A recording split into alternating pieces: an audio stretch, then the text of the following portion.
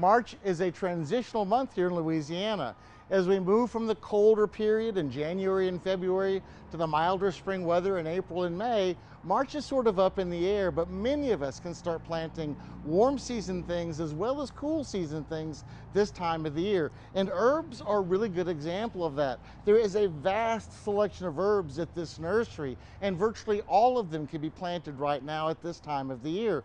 The cool season herbs like this cilantro have plenty of time and plenty of mild weather to grow in before the intense heat arrives around about May. So you can plant these this time of the year. And warm season herbs like basil can also be planted as long as in your area the danger of frost is past. And for in South Louisiana, that's mid to late March, North Louisiana, the early part of April. Get those warm season herbs planted in the ground as well. Now make sure your herbs are planted in a bright sunny area. They're wonderful in containers. You don't need too many herbs to provide your family's needs, but when you buy herbs, these containers are too small. Make sure you choose at least a gallon-sized container or larger to grow your herbs in. Otherwise, plant them into a well-prepared sunny bed. Harvest your herbs regularly. These are plants that you've purchased to use in cooking in your kitchen. So make sure you choose herbs that you're familiar with, that you like to cook with, and start off with those first.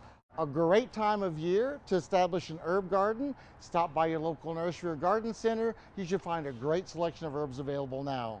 Forget it growing. I'm Dan Gill with the LSU AgCenter.